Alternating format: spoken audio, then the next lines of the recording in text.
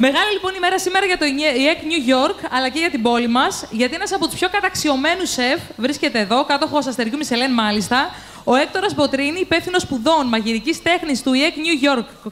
Μας τιμά σήμερα με την παρουσία του και θα θέλαμε να μας πει δύο λόγια, λίγο πριν μας ταξιδέψει στον κόσμο της υψηλής γαστρονομίας. Θέλω να συστήσω το Μπίνο Σακέρι, είναι σεφ από την Ιταλία.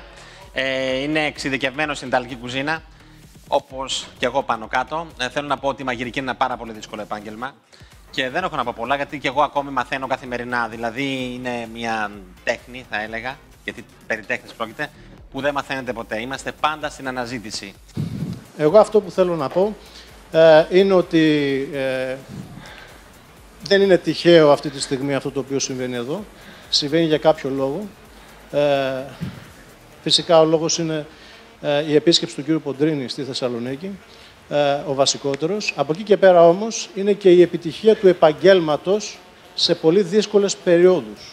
Όταν όμως χρησιμοποιούμε κατσαρόλα πιο πλατιά, ρίχνουμε το ρύζι λίγο-λίγο γιατί εξατμίζεται, το ζωμό λίγο-λίγο γιατί εξατμίζεται πολύ πιο γρήγορα. Και βλέπουμε ότι το πιάνουμε όλο το άμυλο κολλάει στο χέρι μας.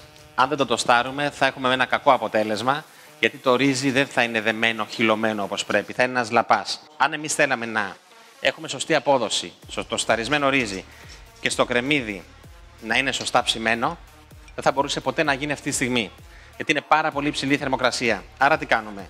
Κάνουμε μια σύβραση με κρεμμύδι σε χαμηλή φωτιά σε μια άλλη κατσαρόλα, τοστάρουμε το ρύζι μας μέχρι να μην μπορούμε να το πιάσουμε στο χέρι και μετά ρίχνουμε τη σύβραση μέσα στο ρύζι, ανακατεύουμε και σβήνουμε με κρασί. Οι Ιταλοί βρέχαν παλιά και ντεγκλασάραν, όπως λένε στον όρο της μαγειρικής, με κρασί. Γιατί ξεκίνησαν να φτιάχνουν ριζότο χωρίς να έχουν βούτυρο ή λάδι. Βάζαν λαρδί, μπέικον, σωστά πεινώ, και οτιδήποτε άλλη λιπαρή ουσία είχαν. Άρα λόγω του ήταν πάρα πολύ έντονοι, σβήνανε με κρασί. Εξού και ο όρος που λέγαν στο Μιλάνο, το ρύζι γεννιέται στο νερό, πεθαίνει στο κρασί. Και αν θέλουμε μπορούμε να ρίξουμε τώρα πολύ λίγο βούτυρο. Αν θέλουμε. Αν δεν θέλουμε, το δουλεύουμε λίγο παραπάνω. Ούτως ή άλλως, το κρεμμύδι έχει τη λιπαρή ουσία που χρειάζεται. Λοιπόν, το σοτάρουμε ωραία και σβήνουμε με κρασί εμείς. Πολύ σημαντικό. Το κρασί πρέπει πάντα να εξατμίζεται. Όταν φτιάχνουμε ένα ρύζι θαλασσινών, καλό θα είναι να έχουμε ζωμούς θαλασσινών. Όταν φτιάχνουμε ένα ρύζι με λαχανικά, καλό θα είναι να βάζουμε ζωμό λαχανικών. Σωστά. Πολύ σημαντικό. Θα σας πω τώρα μια δική μου άποψη. Όταν φτιάχνουμε ένα ριζότο με κρόκο κοζάνης, καλύτερα να χρησιμοποιείτε σκέτο νερό. Δεν είναι αδιανόητο ένα τόσο ακριβό υλικό που στοιχίζει πανάκριβα να το μπερδεύουμε με διάφορους ζωμούς. Ποιος ο λόγος να βάλουμε ζωμό κότα σε ένα υλικό που είναι τόσο εξαιρετικό? Νομίζω ότι θα έχει πολύ καλύτερη απόδοση. Απλά προσθέτουμε λίγο παραπάνω κρόκο κοζάνης. Λοιπόν, εδώ συνεχίζουμε το βράσιμο του ρυζιού. Τι έχουμε κάνει σωστό, τι έχουμε κάνει λάθος μέχρι τώρα?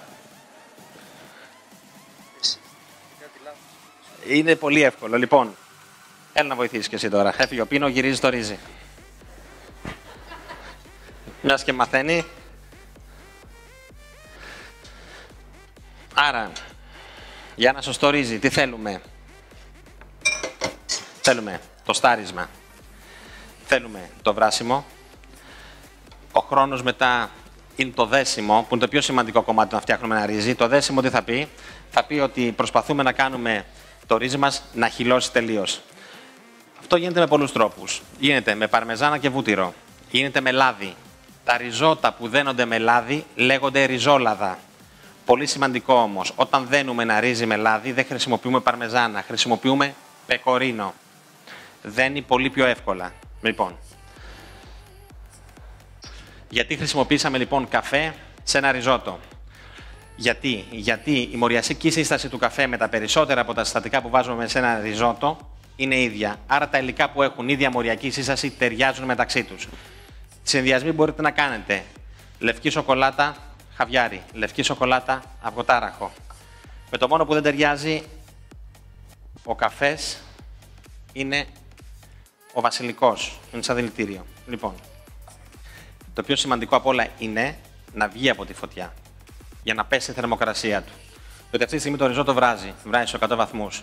Αν πάμε μέσα και ρίξουμε το βούτυρό μας και την παρμεζάνα, θα διαχωρίσουν όλα. Είναι πάρα πολύ ψηλή θερμοκρασία και τα λιπαρά θα διαλυθούν τελείως. Άρα δεν θα έχουμε ένα σωστό δέσιμο.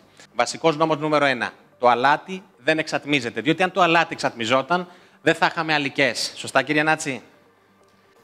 Βλέπουμε τώρα ότι παρόλο που το ρύζι δεν έχουμε βάλει τίποτε, δεν έχουμε βάλει ακόμη βούτυρο, δεν έχουμε βάλει παρμεζάνα, δεν έχουμε βάλει τίποτε, έχει ήδη χυλώσει από μόνο του. Κοιτάξτε. Όλο το ρύζι έχει σχεδόν δέσει. Αυτό είναι προϊόν του τοσταρίσματος. Ο μάγειρας του να κάνει πράγματα πάνω από τα όρια. Τώρα, όσο για τους πελάτες. Τα μεγάλα εστιατόρια τα κάνουν οι μεγάλοι πελάτες. Και ξέρετε τι θα πει αυτό? Ότι πρέπει να έχουμε μαγειρική και γαστρονομική παιδεία. Που η παιδεία, δυστυχώς στην Ελλάδα και λόγω κρίσης και λόγω συνθηκών που έχουν περάσει, έχει χαθεί. Μην ξεχνάμε λοιπόν, λένε ότι οι Ιταλοί έχουν παιδεία, οι Γάλλοι έχουν παιδεία, οι Ισπανοί έχουν παιδεία. Και βέβαια έχουν παιδεία. Γιατί όμως? Γιατί αυτοί είχαν την αναγέννησή τους. 400 χρόνια λοιπόν που η Ελλάδα είχε σκλαβιά και τουρκοκρατία και απαγορεύανε οι Τούρκοι να ψήσουν ακόμη και αρνιά, εξού και γίνει και το κλέφτικο. Οι Γάλλοι το 1870 φτιάξανε τον πρώτο, 1817, τον πρώτο νόμο περί ζαχαροπλαστικής. Και εδώ είχαμε ακόμα την τουρκική σημαία στην Ακρόπολη. Η μάνα μου τρώει το κρέας όλα. Θα σου πω, μην το φας όλα. Της πω, φάτο όπως το τρώγω εγώ σε νιάν. Άρα είναι αυτά οι καταστάσεις που είναι πάρα πολύ δύσκολες στην εστίαση. Το μόνο σίγουρο όμως είναι ότι αυτό που πρέπει να κοιτάζουμε από εδώ και πέρα, εκτός από την ευχαρίστηση του πελάτη και του κόσμου και όλα, είναι το ταμείο μας στο τέλος της μέρας. Και δυστυχώς, λόγω εκτεταμένης κρίσης, έχουμε ρίξει πολύ νερό στο κρασί μας και προς τους πελάτες. Να ξέρετε πάντα, ξύσμα λεμόνι, χυμός λεμονιού, βοηθάνε πάρα πολύ το ρύζι. Το αλαφραίνουν, ειδικά τα ρύζια που είναι αρκετά βαριά.